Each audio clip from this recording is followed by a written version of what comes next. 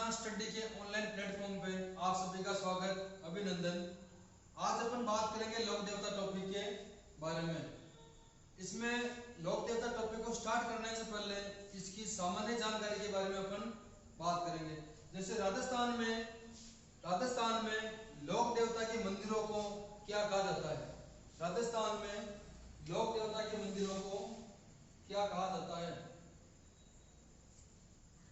राजस्थान में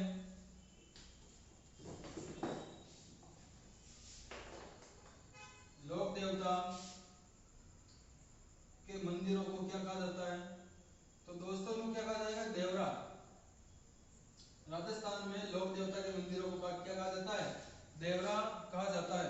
फिर अगर आपको पूछ ले कि ग्रामीण क्षेत्र में खुले स्थान पर चबूतरा बनाया गया लोक देवता का पूजा स्थल क्या कहलाएगा? ग्रामीण क्षेत्र में खुले स्थान पर चबूतरे पर बनाया गया लोक देवता का पूजा स्थल क्या कहलाएगा? तो वो कहलाएगा दोस्तों थान। उसको क्या कहेंगे अपन? थान कहेंगे। कि ग्रामीण क्षेत्र में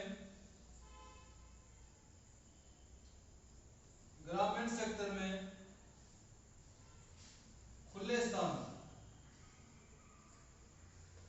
ग्रामीण क्षेत्र में खुले स्थान चबूतरे पर बनाया गया पूजा स्थल, चबूतरे पर बनाया गया पूजा स्थल क्या कहलाएगा? थान कहलाएगा। क्या कहलाएगा दोस्तों? थान कहलाएगा।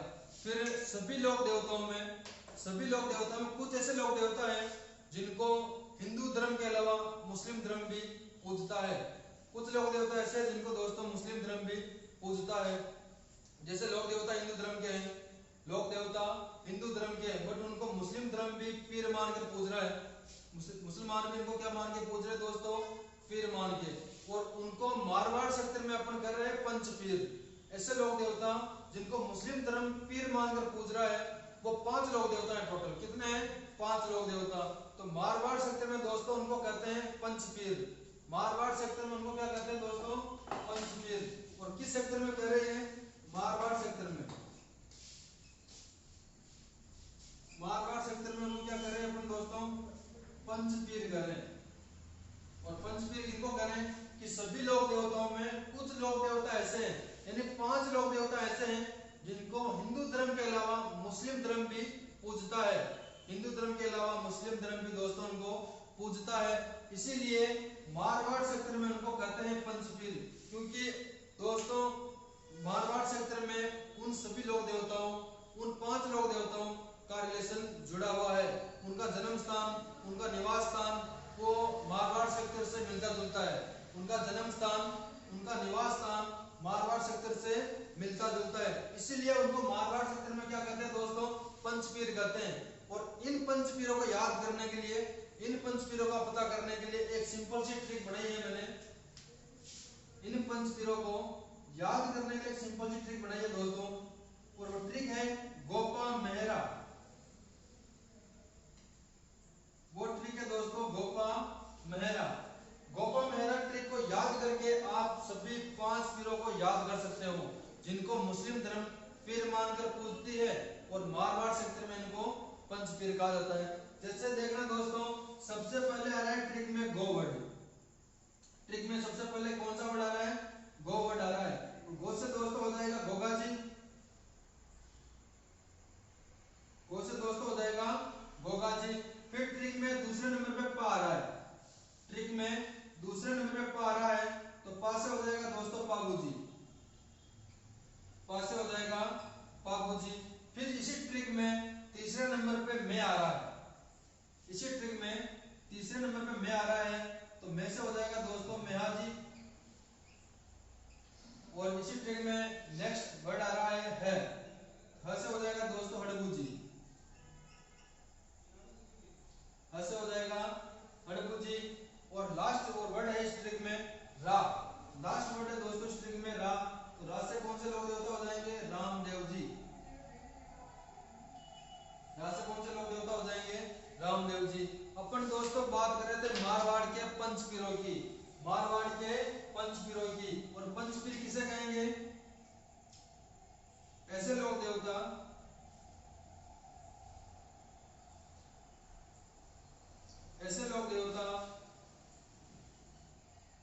जिन्हें मुस्लिम धर्म पीर मानकर पूजता है। ऐसे लोग देवता जिन्हें मुस्लिम धर्म पीर मानकर पूजता है उसे अपन कहेंगे पंचपीर, उसे अपन कहेंगे पीर। और सभी लोग देवताओं में 5 लोग देवता ऐसे हैं, सभी लोग देवताओं में 5 लोग देवता ऐसे हैं जिन्हें मुस्लिम धर्म पीर मानकर पूज रहा है। और उन लोग देवता का रिलेशन मारवाड़ सेक्टर से है। उन लोग देवता का रिलेशन किस सेक्टर से है? मारवाड़ सेक्टर से। इसलिए मारवाड़ सेक्टर में उनको किस नाम से जानते हैं? पंच पीरों के नाम से जानते हैं, क्योंकि पंच का मतलब 5 और 5 लोग देवता है और उनको मुस्लिम धर्म क्या मान के पूज रहा है? पीर मान के। इसलिए क्या कहेंगे उनको? पंच पीर। मारवाड़ सेक्टर में उनको क्या कहेंगे? पंच पीर। और पंच पीरों को याद करने के लिए एक सिंपल सी ट्रिक बनाई थी। पंच पीरों को याद करने के लिए एक सिंपल सी ट्रिक बनाई थी और ट्रिक थी गोपा मेहरा। ट्रिक क्या थी दोस्तों? गोपा मेहरा। गो से हो जाएगा गोगा जी, गो से क्या हो जाएगा? गोगा जी। पा से दोस्तों हो जाएगा बाबू जी, मैं से हो जाएगा मेहा जी, हा से हो जाएगा हड़बू जी और रा से दोस्तों हो जाएगा रामदेव जी। ये हो गए पंच पीर जिनको मुस्लिम धर्म पीर मानकर पूजता है। इन सभी में से आज अपन बात करेंगे सबसे पहले लोक देवता रामदेव जी की।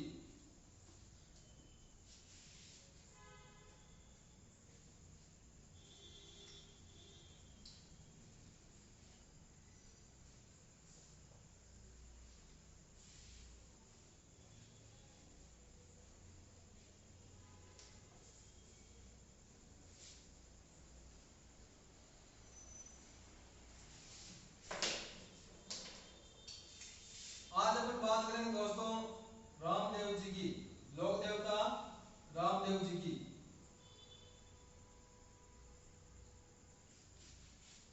तो रामदेव जी दोस्तों तंवर जाति के राजपूत थे। रामदेव जी किस जाति के राजपूत थे? तंवर जाति के राजपूत थे। इनका पिताजी का नाम था अजमल जी तंवर। इनके पिताजी का नाम क्या था? अजमल जी तंवर। इनकी माता थी मैना दे। तो अपन ऐसे रामदेव जी की फैमिली को सामान्य परिचय के रूप में पढ़ेंगे। सबसे और सामान्य परिचय के रूप में पढ़ने से पहले सबसे पहले बात करेंगे रामदेव जी के उपनामों के बारे में।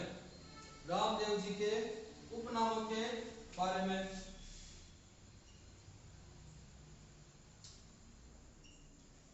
तो पहला उपनाम हो जाएगा दोस्तों रामदेव जी का रामसा पीर।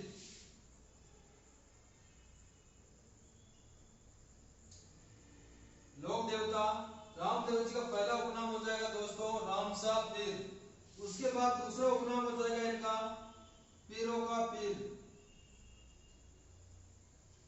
दूसरा उपनाम हो जाएगा दोस्तों रामदेव जी का पीरों का पीर। उसके बाद में तीसरा उपनाम हो जाएगा दोस्तों रामदेव जी का कृष्ण का अवतार। तीसरा उपनाम हो जाएगा इनका कृष्ण का अवतार। तीसरा उपनाम क्या हो जाएगा दोस्तों?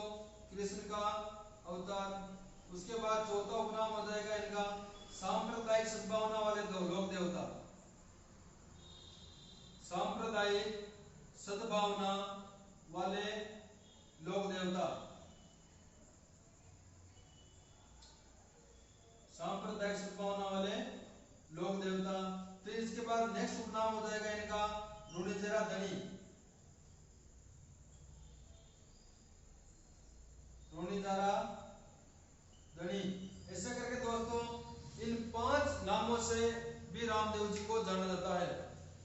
इनका मुख्य नाम तो रामदेव जी है ही, पर अभी की जनता, अभी की जनमानस, अभी की पब्लिक इनको अन्य किस किस नामों से जानती है और उन्हीं नामों को कहा गया है दोस्तों रामदेव जी के उपनाम। तो उपनाम कौन कौन से हो गए? रामसा पीर, पीरों का पीर, कृष्ण का अवतार, सांप्रदायिक सद्भावना वाले लोक देवता और रुणिजरा धनी।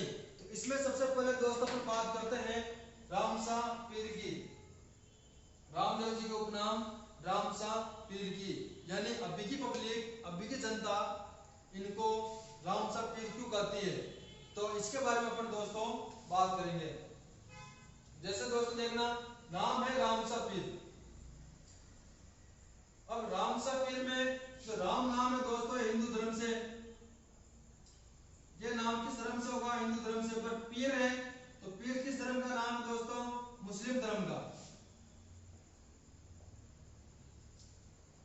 पीर किस धर्म का नाम है? मुस्लिम धर्म का। राम किस धर्म का नाम है? हिंदू धर्म का। यानी रामदेव जी ऐसे लोग देवता है जिनको हिंदू धर्म भी पूज रहा है और मुस्लिम धर्म भी पूज रहा है। इसलिए इस नाम को ऐड करके, इस नाम को जोड़ के अभी के लोगों ने, अभी की जनता ने, अभी की जनमानस ने रामदेव जी को क्या नाम दे दिया? रामसा पीर। क्या नाम दे दिया दोस्तों रामदेव जी को? रामसा पीर। फिर बात करते हैं दूसरा, नेक्स्ट नाम हो जाएगा इनका पीरों का पीर। रामदेव जी का दूसरा उपनाम क्या हो जाएगा दोस्तों? पीरों का पीर। तो इसमें भी एक है, जोधपुर में एक जगह है दोस्तों पंचपीपली। पीरों के पीर की अपन जब बात कर रहे हैं तो इसमें आपको मैं बताऊंगा कि इनको पीरों का पीर क्यों कहा जाता है। दोस्तों जोधपुर एक जगह है, जोधपुर एक जगह है, तो जोधपुर के अंदर भी पंचपीपली नामक स्थान है। जोधपुर में कौन सा स्थान है दोस्तों? पंचपीपली नामक स्थान है। और इस पंचपीपली नामक स्थान पर 5 पीर आए थे।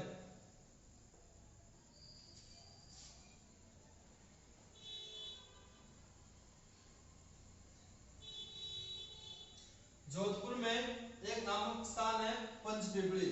जोधपुर में एक स्थान है, उसका नाम है पंचपीपली। इस पंचपीपली में 5 पीर आए थे। कौन आए थे? 5 पीर। और कहां से आए थे दोस्तों? मक्का मदीना से। जोधपुर में पंचपीपली नामक स्थान पर 5 पीर आए थे मक्का मदीना से। तो उन्होंने रामदेव जी की हिस्ट्री के बारे में सुना, उन्होंने रामदेव जी की हिस्ट्री को सुना, रामदेव जी के बारे में सुना। तभी उन 5 पीरों ने रामदेव जी की परीक्षा लेनी चाहिए। उन 5 पीरों ने दोस्तों रामदेव जी की परीक्षा लेनी चाहिए। तो वो रामदेव जी से मिलते हैं और रामदेव जी को कहते हैं कि हम 5 पीर है, मक्का मदीना से आए हैं। हम 5 पीर है और मक्का मदीना से आए हैं, और हमारा जो खाने का सोने का पात्र है वो हम मक्का मदीना ही भूल के आ गए। तो आप उस सोने के पात्र को, तो आप उस सोने के पात्र को हमारे सामने मंगवा के उसमें हमको भोजन करवाओ। यानी वो रामदेव जी की इस प्रकार से दोस्तों परीक्षा ले रहे थे। तो रामदेव जी भी अपने चमत्कार से, अपने परिचय से उस कटोरे को उनके सामने मंगा देते हैं और उन 5 पीरों को भूलकर आए कटोरे में ही उसको भोजन करवाते हैं। जिस कटोरे को 5 पीर मक्का मदीना भूल के आ गए थे, उसी कटोरे में रामदेव जी अपने चमत्कार से उनको भोजन करवाते हैं। तभी ये 5 पीर रामदेव जी को कहते हैं कि हम तो, पर आप तो पीरों के भी पीर हो, पर आप तो पीरों के भी पीर हो। और तब से ही रामदेव जी का दूसरा उपनाम क्या हो गया? पीरों का पीर। तब से ही रामदेव जी का दूसरा उपनाम क्या हो गया दोस्तों? पीरों का पीर। फिर तीसरे उपनाम की बात करते हैं, और तीसरा उपनाम है रामदेव जी का कृष्ण का अवतार। तीसरा उपनाम क्या है दोस्तों रामदेव जी का? कृष्ण का अवतार। तो मैं आपको बता दूं कि रामदेव जी के पिताजी का दोस्तों नाम था अजमल जी तंवर। रामदेव जी के पिताजी का नाम था अजमल जी तंवर। और अजमल जी गुजरात के द्वारिकाधीश के परम भक्त थे। अजमल जी गुजरात के द्वारिकाधीश जी के परम भक्त थे और इनके कोई संतान नहीं थी। अजमल जी एक बड़े राजा थे, उनके पास हर चीज का सुख था, पर एक ही कमी थी उनके कि संतान उनके नहीं थी। उनके कोई भी संतान नहीं थी। और एक समय की बात होती है दोस्तों, जब अच्छी बारिश होती है तो अजमल जी के गांव के किसान हल और हलियानों को लेके खेत की तरफ निकलते हैं। अजमल जी के गांव के किसान हल और हलियानों को लेके खेत की तरफ निकलते हैं। तभी अजमल जी उनको रास्ते में मिल जाते हैं। और उन अजमल जी को देख के वो किसान अपना मुंह वापस गांव की तरफ मोड़ लेते हैं। अजमल जी को देख के वो किसान अपना मुंह किधर मोड़ लेते हैं? गांव की तरफ। तभी अजमल जी उनसे पूछते हैं कि आज अच्छी बारिश हुई है और आप पहली बार खेत में जा रहे हो, अचानक यहाँ से वापस क्यों घूम गए? अचानक यहाँ से वापस घर की तरफ कैसे घूम रहे हो? तभी वो किसान कहते हैं कि आपकी कोई संतान नहीं है, आप निसंतान हो।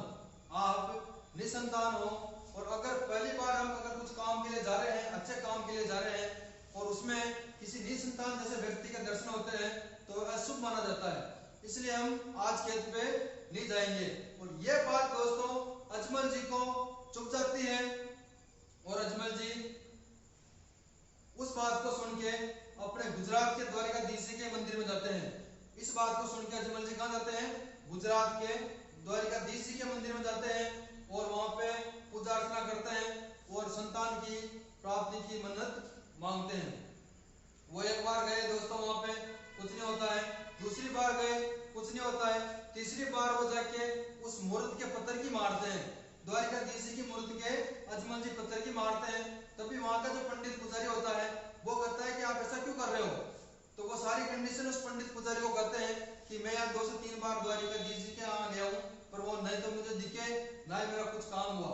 तभी वो पंडित या जो पुजारी जो होता है वो कहता है कि द्वारिकाधीश जी यहाँ पे नहीं है, द्वारिकाधीश जी आपको दरिया में मिलेंगे।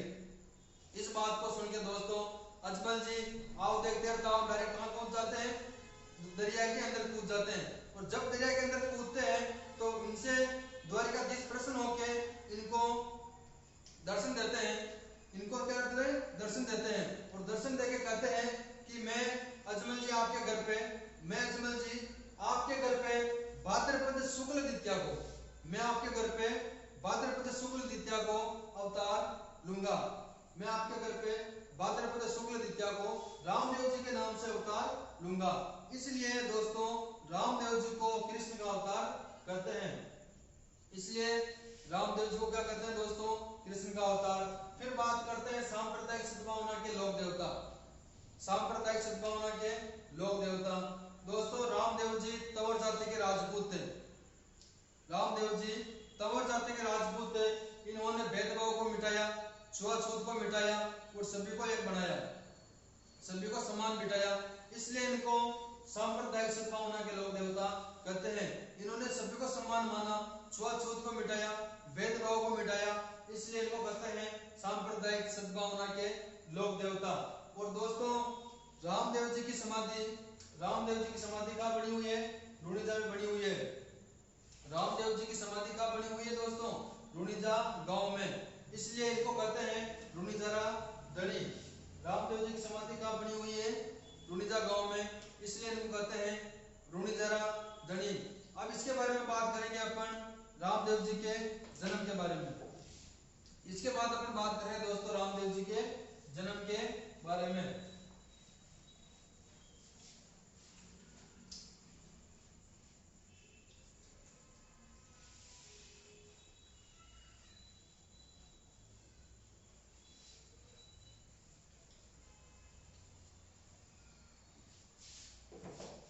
बात करते हैं दोस्तों रामदेव जी के जन्म के बारे में।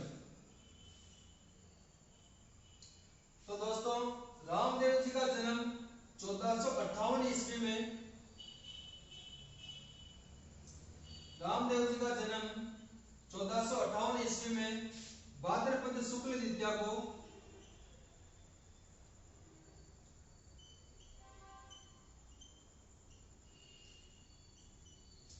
रामदेव जी का जन्म 1458 ईस्वी में भाद्रपद शुक्ल द्वितीया को, भाद्रपद शुक्ल द्वितीया को इसे कहते हैं दोस्तों बाबेरी बीज। इसे बाबेरी बीज के नाम से भी जानते हैं, इसको भाद्रपद शुक्ल द्वितीया को। तो रामदेव जी का जन्म 1458 ईस्वी में, 1458 ईस्वी में भाद्रपद शुक्ल द्वितीया के दिन, भाद्रपद शुक्ल द्वितीया के दिन उंडू काश्मीर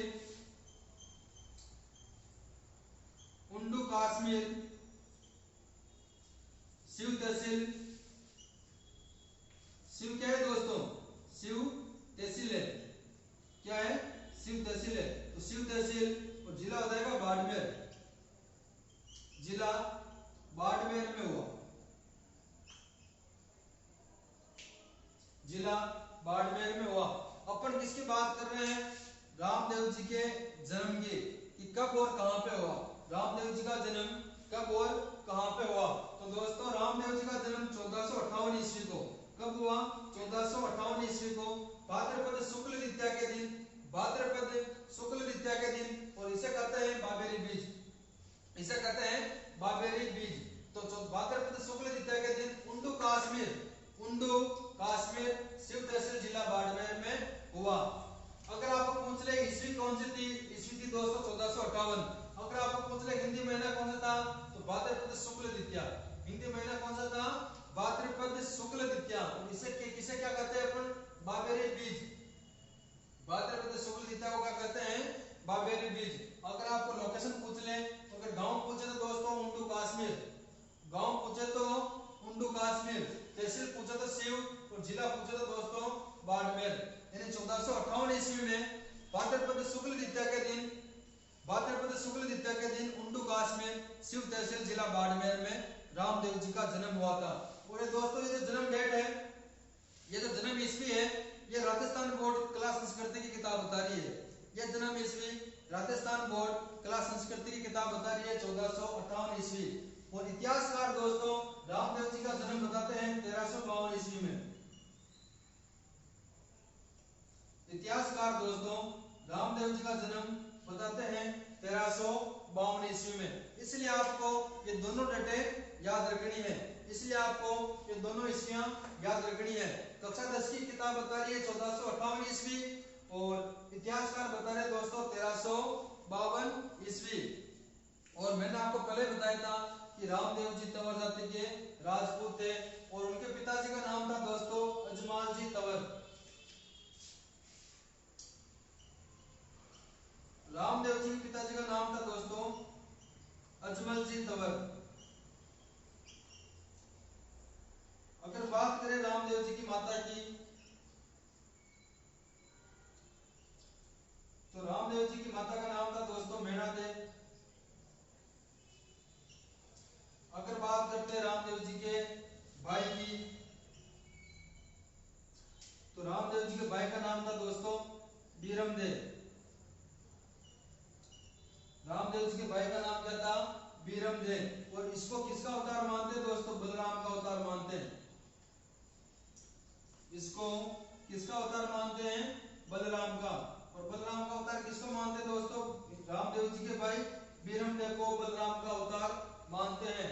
फिर बात करते हैं दोस्तों रामदेव जी की बहन, रामदेव जी की बहन के बारे में।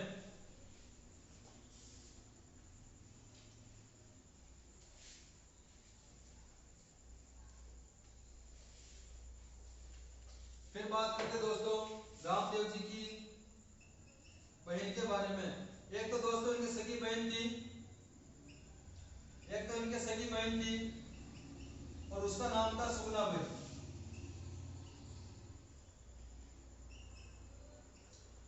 वैसे ही दोस्तों इनके एक धर्म बहन थी, और उसका नाम था दोस्तों डालीबाई।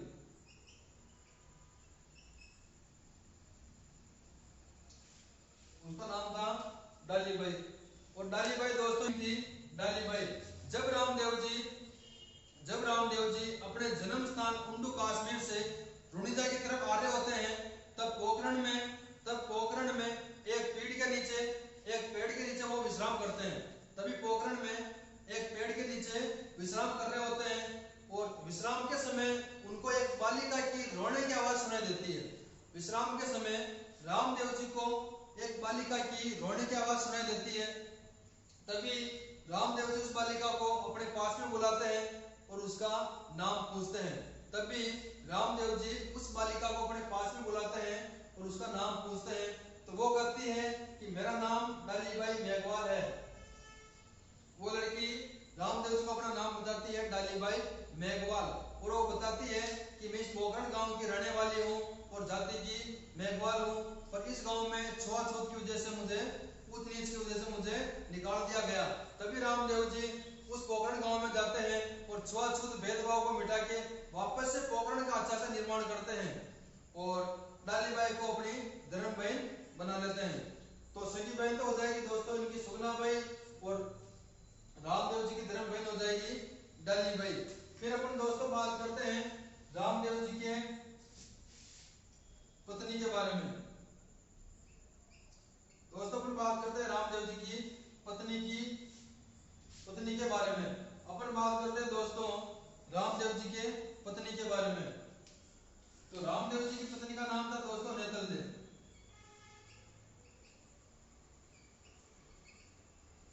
रामदेव जी की पत्नी का नाम क्या था? नेतल दे। और दोस्तों नेतल दे अमरकोट पाकिस्तान के शासक दल्ले सिंह सोढ़ा की पुत्री थी। अमरकोट पाकिस्तान के शासक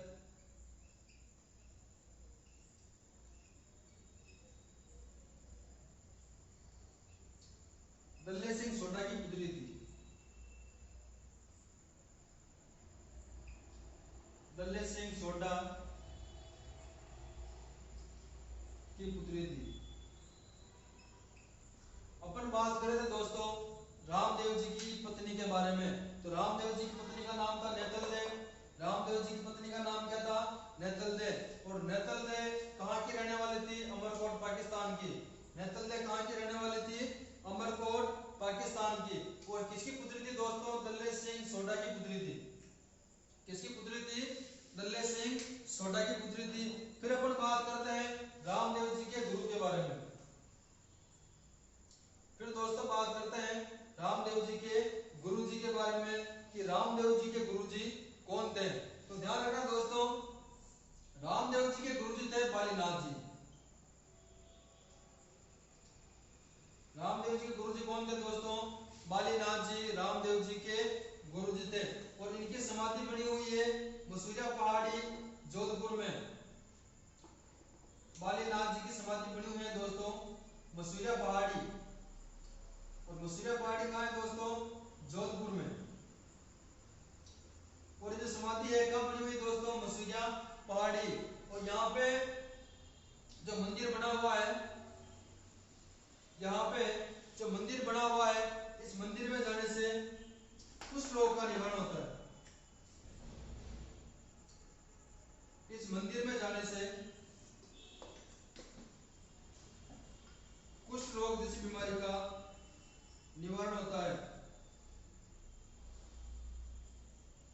कुछ रोग का निवारण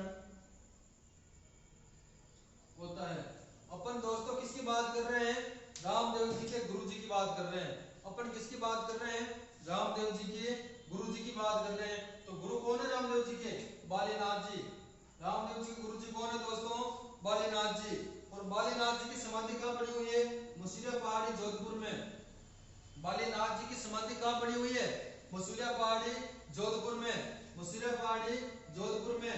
और मसूरिया पहाड़ी में जो मंदिर बना हुआ है, मसूरिया पहाड़ी में जो मंदिर बना हुआ है, उस मंदिर में जाने से कुष्ठ रोग जैसी बीमारियों का निवारण होता है। उस मंदिर में जाने से कुष्ठ रोग जैसी बीमारियों का निवारण होता है। उस मंदिर में जाने से कुष्ठ रोग जैसी बीमारियों का निवारण होता है। फिर अपन बात करते हैं दोस्तों कि हिंदू धर्म रामदेव जी को किसका वंशज मानती है? हिंदू धर्म रामदेव जी को किसका वंशज मानती है? तो दोस्तों ध्यान रखना रामदेव जी को हिंदू धर्म अर्जुन का वंशज मानती है।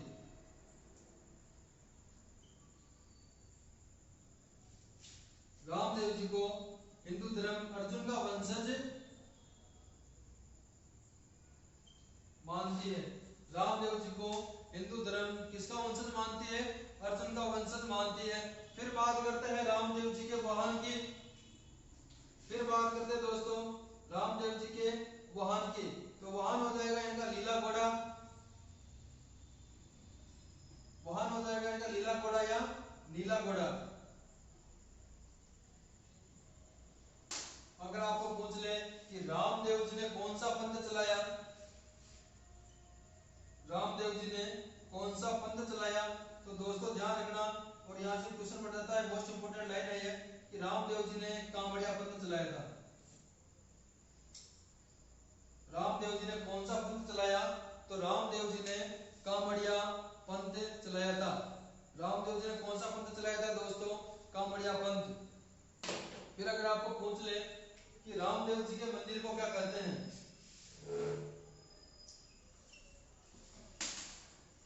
रामदेव जी के मंदिर को क्या करते हैं, तो दोस्तों ध्यान रखना, रामदेव जी के मंदिर को देवरा कहा जाता है। रामदेव जी के मंदिर को क्या कहा जाता है? देवरा। अगर आपको पूछ ले कि रामदेव जी के रात्रि जागरण को क्या कहेंगे? रामदेव जी के रात्रि जागरण को क्या कहेंगे? तो दोस्तों रामदेव जी के रात्रि जागरण को क्या कहते हैं? जम्मा कहते हैं। रामदेव जी के रात्रि जागरण को क्या कहते हैं? जम्मा कहते हैं। अगर आप बात करते हैं कि रामदेव जी के रात्रि जागरण, तो जम्मा हो जाएगा। अगर पूछ ले आपको कि रामदेव जी ने पंथ कौन सा चलाया, तो कांवड़िया पंथ। अगर पूछ ले कि रामदेव जी के मंदिर को क्या कहेंगे, तो देवरा कहेंगे। फिर बात करते हैं रामदेव जी की ध्वजा को। रामदेव जी की ध्वजा को क्या कहते हैं? तो रामदेव जी की ध्वजा को कहते हैं दोस्तों नेजा। रामदेव जी की ध्वजा को क्या कहते हैं? नेजा कहते हैं। और ये कितने रंगों से बनी होती है? 5 रंगों से बनी होती है। रामदेव जी की ध्वजा कितने रंगों से बनी होती है? 5 रंगों से। इसलिए इसको पचरंगी ध्वजा भी कहते हैं। इसलिए इसको क्या कहते हैं दोस्तों? पचरंगी ध्वजा। अपन बात कर रहे थे रामदेव जी की ध्वजा को क्या कहेंगे? तो रामदेव जी की ध्वजा को नेजा कहते हैं। रामदेव जी की ध्वजा को नेजा कहते हैं। और ये कितने रंगों से मिलकर बनी होती है? 5 रंगों से। ये कितने रंगों से मिलकर बनी होती है दोस्तों? 5 रंगों से। इसलिए इसको क्या कहेंगे? पचरंगी ध्वजा। इसलिए इसको क्या कहेंगे? पचरंगी ध्वजा। फिर अगर बात करते हैं क्या कहेंगे? इसको पचरंगी ध्वजा। फिर बात करते हैं दोस्तों कि रामदेव जी के मंदिर में जाने वाले यात्रियों को क्या कहेंगे? रामदेव जी के मंदिर में जाने वाले यात्रियों को क्या कहेंगे? तो जातरू। रामदेव जी के मंदिर में जाने वाले यात्रियों को क्या कहेंगे? जातरू। अगर अपन पूछ ले कि मेघवाल जाति के भक्तों को क्या कहेंगे? रामदेव जी के मेघवाल जाति के भक्तों को क्या कहेंगे? तो दोस्तों रिक्या कहेंगे। रामदेव जी के मेघवाल जाति के भक्तों को क्या कहेंगे? रिक्या। रामदेव जी के मेघवाल जाति के भक्तों को क्या कहते हैं दोस्तों? रिक्या कहते हैं। पैदल जाने वाले यात्रियों को क्या कहते हैं? जातरू। रात्रि जागरण को क्या कहते हैं? जम्मा। फिर अगर आपको पूछ ले कि रामदेव जी की पर्चे को क्या कहेंगे? रामदेव जी का पर्चा को क्या कहेंगे, या रामदेव जी का पर्चा किसे कहते हैं? तो रामदेव जी की चमत्कारी गाथाओं से संबंधित यशोगान। रामदेव जी की चमत्कारी गाथाओं से रामदेव जी की चमत्कारी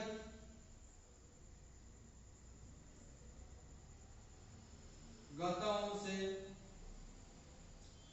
संबंधित यशोगान क्या कहलाएगा दोस्तों? पर्चा कहलाएगा। और सबसे पहला पर्चा गाया था दोस्तों रानी रूपादे ने।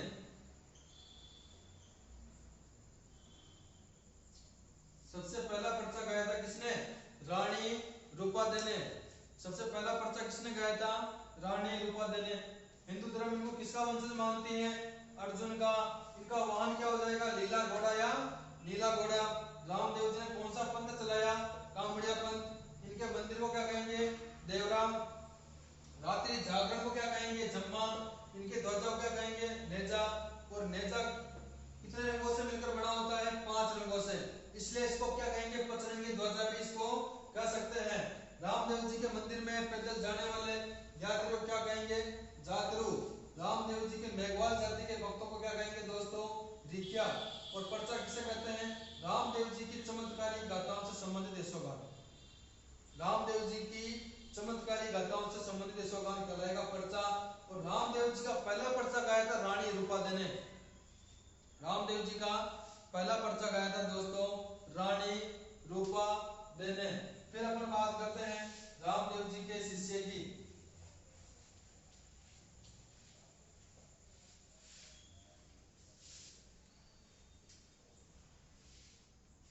फिर अपन बात करते हैं दोस्तों रामदेव जी के शिष्य की। तो शिष्य हो जाएगा दोस्तों एक तो अर्जुन भाटी, हो जाएगा आरजी पाटिल, रत्ना रायका,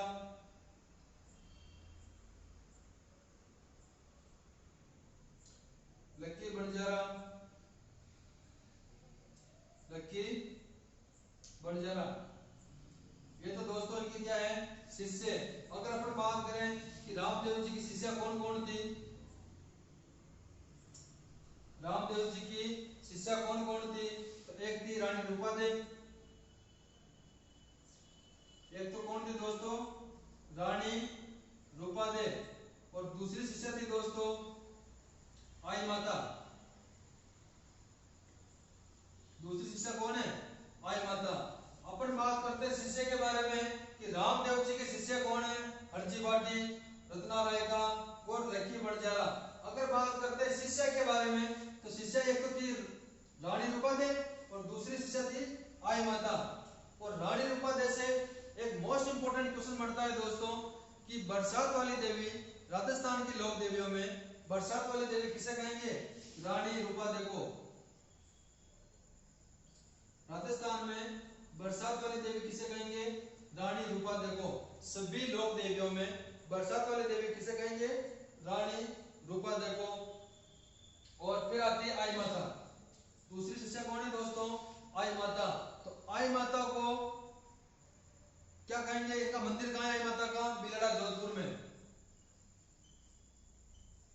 आई माता का मंदिर कहां है दोस्तों, सबसे पहले तो बिलाड़ा जोधपुर में। और यहां से भी एक मोस्ट इंपोर्टेंट क्वेश्चन बनता है, आई माता में से भी मोस्ट इंपोर्टेंट क्वेश्चन बनता है। और क्वेश्चन बनता है कि राजस्थान की सभी लोक देवियों में, राजस्थान की सभी लोक देवियों में किस लोक देवी के मंदिर में दीपक की लौ से केसर टपकता है। तो दोस्तों ध्यान रखना, आई माता के मंदिर में दीपक की लौ से केसर टपकता है। आई माता के मंदिर में दीपक की लौ से केसर टपकता है। यही क्वेश्चन एग्जाम में पूछा गया कितनी बार, तो किसके मंदिर में, आई माता के मंदिर में क्या होता है, इनके मंदिर में दीपक की लौ से कैसे टपकता है।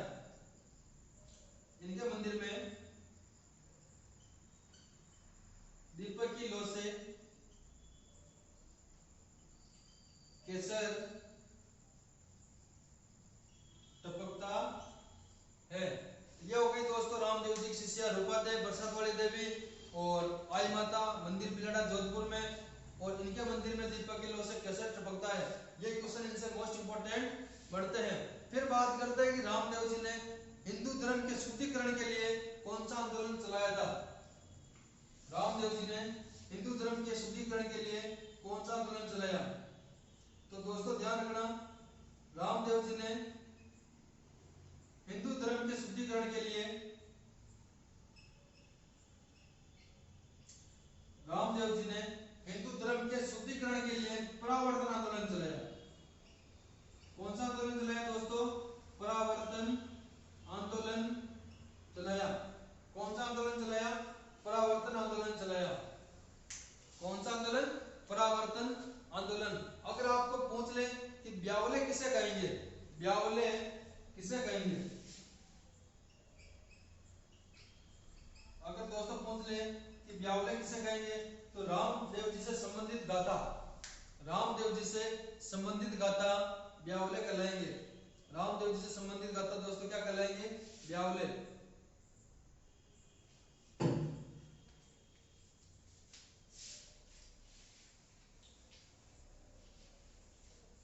फिर अपन रामदेव जी के बारे में बात करते हैं। ये ध्यान रखना दोस्तों, राजस्थान के सभी लोक देवताओं में रामदेव जी एकमात्र ऐसे लोक देवता थे जिनको कवि के नाम से भी जाना जाता था। राजस्थान के सभी लोक देवताओं में रामदेव जी एकमात्र ऐसे लोक देवता थे जिनको कवि के नाम से भी जानते थे। और रीजन क्या था दोस्तों कि इन्होंने 24 वाणियां ग्रंथ लिखा। इन्होंने 24 वाणियां ग्रंथ लिखा। 24 वाणियां ग्रंथ किसने लिखा, रामदेव जी ने। 24 वाणियां ग्रंथ किसने लिखा, रामदेव जी ने। इसलिए इनको कहा जाता है राजस्थान के सभी लोक देवताओं में से एकमात्र ये कवि है, इसलिए इनको कवि के नाम से जानते हैं। क्यों, क्योंकि इन्होंने 24 वाणिया ग्रंथ लिखा था। क्या लिखा था? 24 वाणिया ग्रंथ लिखा था, इसलिए इनको कवि के नाम से भी जानते हैं। फिर अगर पूछ ले कि रामदेव जी के प्रतीक चिन्ह को क्या कहेंगे, रामदेव जी के प्रतीक चिन्ह को क्या कहेंगे, तो पगलिया।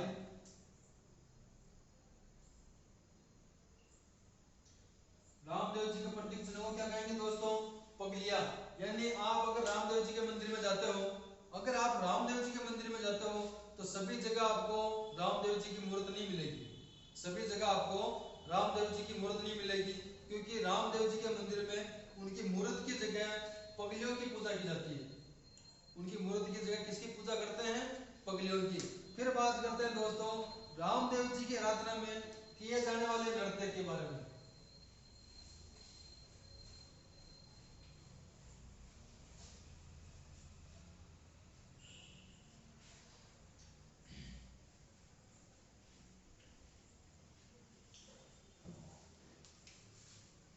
रामदेव जी की आराधना में दोस्तों कौन सा नृत्य किया जाएगा? 13 ताली जाएगा। तो दोस्तों ध्यान रखना, रामदेव जी की आराधना में 13 ताली नृत्य किया जाता है। रामदेव जी की आराधना में 13 ताली नृत्य किया जाता है। रामदेव जी की आराधना में 13 ताली नृत्य किया जाता है। और दोस्तों 13 ताली नृत्य एक व्यवसायिक नृत्य भी है। 13 ताली नृत्य एक व्यवसायिक नृत्य भी है। अब व्यवसायिक नृत्य किसे कहेंगे? ऐसे नृत्य जिनका मुख्य उद्देश्य पैसे कमाना हो, ऐसे नृत्य जिनका मुख्य उद्देश्य पैसे कमाना हो, उसे अपन क्या कहेंगे? व्यवसायिक नृत्य। और 13 ताली नृत्य व्यवसायिक नृत्य भी है। और अगर आपको पूछ ले दोस्तों कि इस नृत्य को सबसे पहले किसने किया था, इस नृत्य को सबसे पहले किसने किया था, तो दोस्तों इस नृत्य को पादरला गांव पाली की, इस नृत्य को पादरला गांव पाली की कामड़ जाति की महिलाओं ने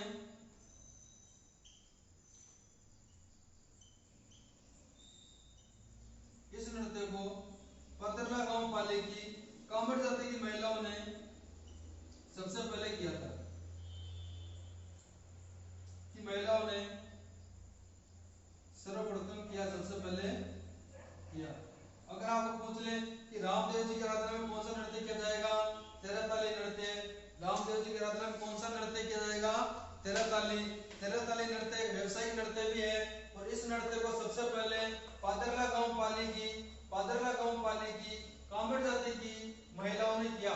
सबसे पहले इस नृत्य को पादरला गांव पाली की कामड़ जाति की महिलाओं ने किया। अगर आपको पूछ ले कि 13 ताली नृत्य की प्रसिद्ध नृत्यांगना कौन है? 13 ताली नृत्य की प्रसिद्ध नृत्यांगना तो दोस्तों हो जाएगी मांगी बाई, वो हो जाएगी मांगी बाई। और इसी मांगी बाई ने सबसे पहले भी इस नृत्य में भाग लिया था।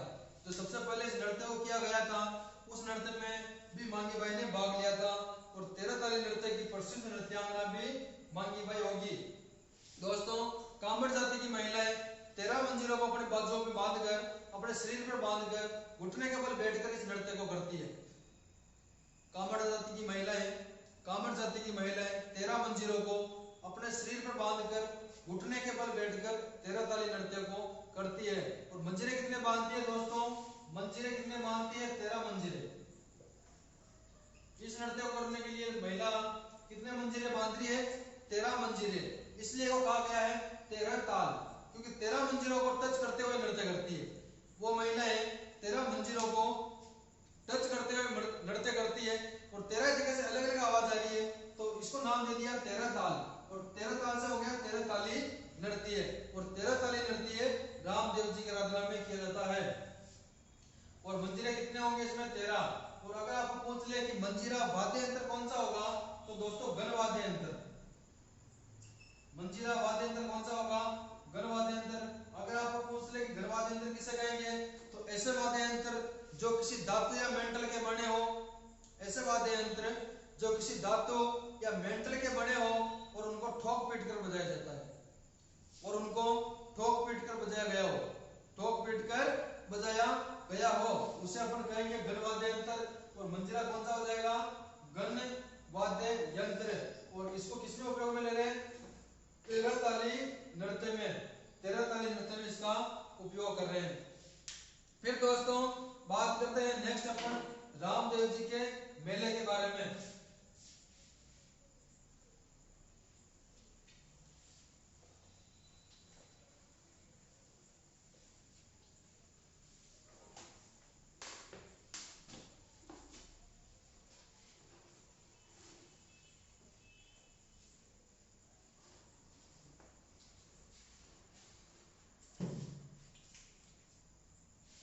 फिर बात करते हैं दोस्तों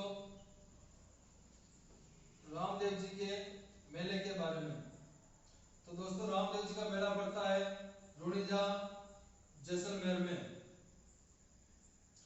रामदेव जी का प्रसिद्ध मेला कहाँ पड़ता है?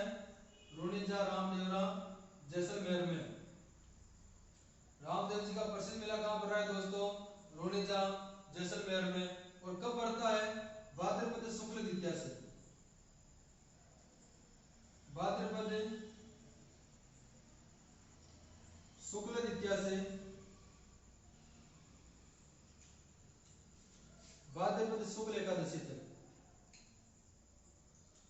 भाद्रपद शुक्ल एकादशी तक रामदेव जी का मेला पड़ता है। रामदेव जी का मेला कब पड़ रहा है? भाद्रपद शुक्ल द्वितीया से भाद्रपद शुक्ल एकादशी तक। लोकेशन क्या होगी? रुणिजा जैसलमेर। लोकेशन क्या होगी? रुणिजा जैसलमेर। और इस मेले को क्या कहते हैं? सांप्रदायिक सद्भावना का मेला। इस मेले को दोस्तों क्या कहते हैं? सांप्रदायिक सद्भावना का मेला। सांप्रदायिक सद्भावना का मेला किस मेले को कहते हैं? रामदेव जी के रुणिजा जैसलमेर के मेले को। रामदेव जी के रुणिजा जैसलमेर का मेला क्या कहते हैं? सांप्रदायिक सद्भावना का मेला। कब से कब तक पड़ता है? भाद्रपद शुक्ल द्वितीया से भाद्रपद शुक्ल एकादशी तक। दोस्तों ध्यान रखना, भाद्रपद शुक्ल द्वितीया को क्या कहते हैं? बाबेरी बीज। भाद्रपद शुक्ल द्वितीया को क्या कहते हैं? बाबेरी बीज। और इस दिन रामदेव जी का क्या हुआ था? जन्म। इस दिन क्या होता है? रामदेव जी का जन्म। और एक आती है भाद्रपद शुक्ल एकादशी। इस दिन रामदेव जी ने क्या ली थी दोस्तों? समाधि। इस दिन रामदेव जी ने क्या ली थी? समाधि। अगर आपको पूछ ले कि जन्म कब हुआ? भाद्रपद शुक्ल द्वितीया को। और क्या कहते हैं उसको? बाबेरी बीज। और मेले की शुरुआत भी इसी दिन से होती है। मेले की शुरुआत भी इसी दिन से होती है। और कब तक बढ़ रहा है? भाद्रपद शुक्ल एकादशी तक। कब तक बढ़ रहा है? भाद्रपद शुक्ल एकादशी तक। तो वहां पे उस दिन रामदेव जी ने क्या किया था? समाधि ली थी। क्या किया था? रामदेव जी ने समाधि ली थी। और ये जो रुणिजा का मेला है दोस्तों, रुणिजा के मेले का निर्माण 1931 ईस्वी में, रुणिजा का जो दोस्तों मंदिर है, इस मंदिर का निर्माण 1931 ईस्वी में बीकानेर के महाराजा, बीकानेर के महाराजा गंगा सिंह ने करवाया।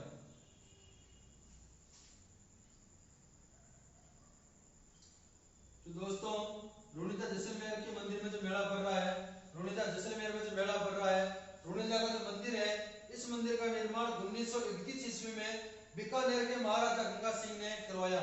इस मंदिर का निर्माण 1931 ईस्वी में बीकानेर के महाराजा गंगा सिंह ने करवाया।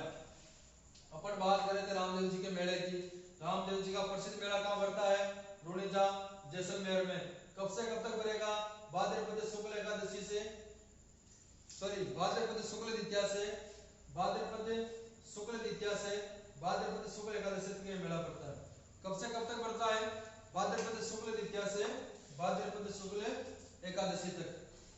और भाद्रपद शुक्ल द्वितीया को क्या कहते हैं? बाबेरी बीज। भाद्रपद शुक्ल द्वितीया को क्या कहते हैं? बाबेरी बीज। इस दिन क्या हुआ था? रामदेव जी का जन्म। और मेले की शुरुआत भी इसी दिन से होती है।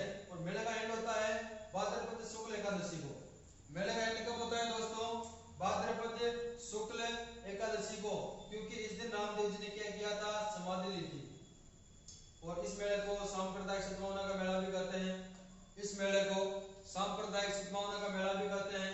और ये जो मेला पड़ रहा है रोनिदा जैसलमेर में, जो रामदेव जी का प्रसिद्ध मंदिर है रोनिदा जैसलमेर में, इस मंदिर का निर्माण 1931 ईस्वी में बीकानेर के महाराजा गंगा सिंह ने करवाया था।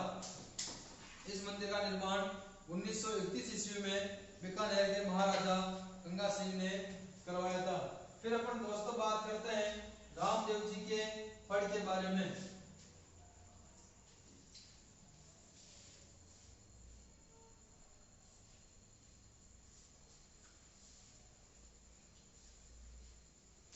फिर दोस्तों बात करते हैं रामदेव जी की फड़ के बारे में।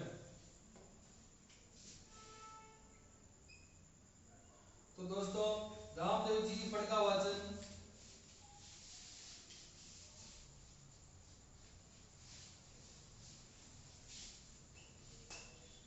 रामदेव जी की फड़ का वाचन कामेड़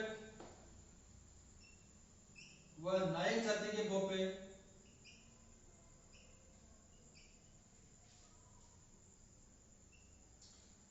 रामदेव जी की फड़ का वाचन कामेड़ व नायक जाति के पोपे रावण हत्या वाद्य यंत्र के साथ करते हैं।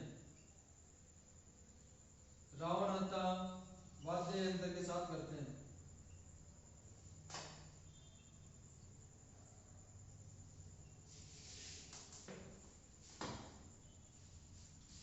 रामदेव जी की फड़ का वाचन कामड़ व नायक जाति के पोपे रावण हत्या वाद्य यंत्र के साथ करते हैं। मोस्ट इंपोर्टेंट क्वेश्चन है और कितनी बार एग्जाम में पूछा गया है कि रामदेव जी की फड़ का वाचन किस वाद्य यंत्र के साथ किया जाएगा, रावण हत्या वाद्य यंत्र के साथ। बहुत सी बार क्वेश्चन पूछा जाता है कि रावण हत्या वाद्य यंत्र कौन सा होगा, तत्वाद्य यंत्र। रावण हत्या वाद्य यंत्र कौन सा होगा, तत्वाद्य यंत्र। बहुत सी बार पूछ लिया जाता है कि रावण हत्या में तार कितने होंगे, रावण हत्या में तार कितने होंगे, तो रावण यहाँ पे क्या है, रावण न से 9 तार, रावण न से 9 तार। अपन बात कर रहे थे रामदेव जी की फड़ की, अपन बात कर रहे थे रामदेव जी की फड़ की। तो रामदेव जी की फड़ का वाचन कामड़ व नायक जाति के पोपे, कामड़ व नायक जाति के पोपे रावण हत्या वाद्य यंत्र के साथ करते हैं। रावण हत्या वाद्य यंत्र के साथ करते हैं। और रावण हत्या वाद्य यंत्र है तत्वाद्य यंत्र। रावण हत्या वाद्य यंत्र है दोस्तों तत्वाद्य यंत्र। और तार होते हैं इसमें 9, इसमें तार होते हैं 9। अगर आपको पूछ लें कि रामदेव जी की फड़ का वाचन सर्वाधिक किन जिलों में किया जाएगा, तो जैसलमेर और बाड़मेर जिलों में, जैसलमेर व बाड़मेर जिले में रामदेव जी की फड़ का सर्वाधिक वाचन किया जाता है। जैसलमेर, बाड़मेर और एक जिला और हो जाएगा दोस्तों बीकानेर, एक जिला और हो जाएगा बीकानेर। इन 2-3 जिलों में रामदेव जी की फड़ का सर्वाधिक वाचन किया जाता है। इन 2-3 जिलों में रामदेव जी की फड़ का सर्वाधिक वाचन किया जाता है। कौन कौन से जिले, जैसलमेर, बाड़मेर, बीकानेर। रामदेव जी की फड़ का वाचन इन 3 जिलों में ज्यादा किया जाता है। और एक मोस्ट इंपोर्टेंट रामदेव जी का बनता है कि सबसे लंबा गीत, सबसे लंबा गीत सभी लोक देवताओं में सबसे लंबा गीत किसका होगा, रामदेव जी का।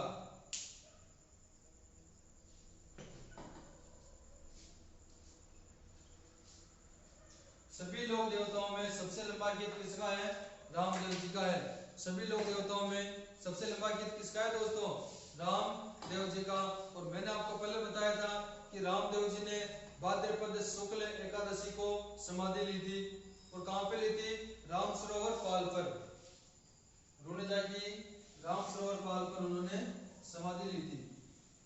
और रुणिजा में दोस्तों परचा बावड़ी स्थित है, रुणिजा में राम सरोवर तालाब स्थित है और वहीं पे रामदेव जी की समाधि है। तो दोस्तों रामदेव जी ने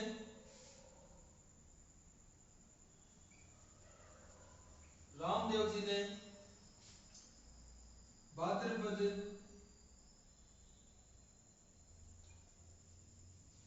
शुक्ल एकादशी के दिन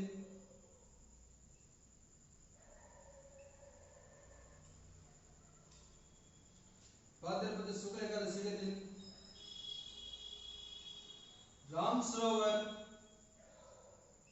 की पाल पर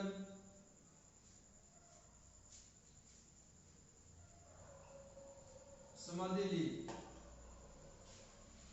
रामदेव जी ने रुणिजा गांव में राम सरोवर तालाब की पाल पर भाद्रपद शुक्ल एकादशी को उन्होंने समाधि ली। और दोस्तों फिर अपन बात करते हैं कि रामदेव जी के कौन कौन से लोक देवता समकालीन थे। रामदेव जी के कौन कौन से देवता समकालीन थे? तो एक तो थे दोस्तों हड़बू जी, और एक थे दोस्तों मल्लीनाथ जी। और ध्यान रखना दोस्तों, हड़बू जी रामदेव जी के मौसेरे भाई थे। हड़बू जी रामदेव जी क्या थे दोस्तों? मौसेरे भाई। हड़बू जी रामदेव जी क्या थे? मौसेरे भाई। और मैंने आपको बताया कि जो रुणिदा गांव है यहीं पे रामदेव जी का प्रसिद्ध मेला भर रहा है। और इस यहाँ पे जो प्रसिद्ध मंदिर है उसका निर्माण भी महाराजा गंगा सिंह जो बीकानेर का रहने वाला था, उन्होंने 1921 ईस्वी में करवाया था। और रुणिदा गांव है यहीं पे दोस्तों परचा बावड़ी स्थित है। कौन सी बावड़ी? परचा बावड़ी। और दूसरा है राम सरोवर तालाब जहाँ की पाल पर रामदेव जी ने समाधि ली। फिर अपन बात करते हैं दोस्तों रामदेव जी के प्रसिद्ध मंदिरों के बारे में।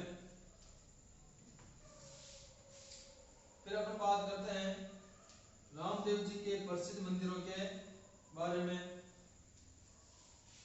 पहला मंदिर हो जाएगा दोस्तों उंडू काश्मीर।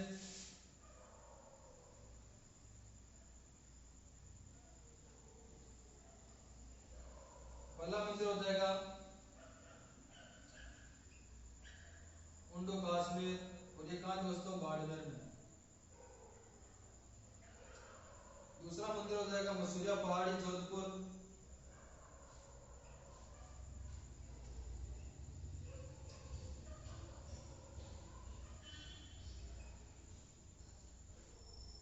तीसरा मंदिर हो जाएगा दोस्तों कोटड़ा बाड़मेर।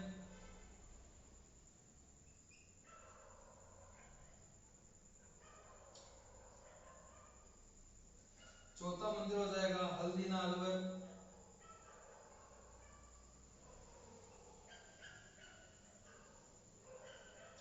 पांचवा मंदिर हो जाएगा दोस्तों सूरता खेड़ा चित्तौड़गढ़।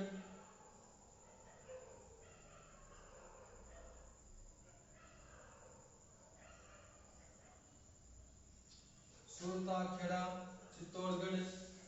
और छठवां मंदिर हो जाएगा दोस्तों छोटा राम देवरा गुजरात।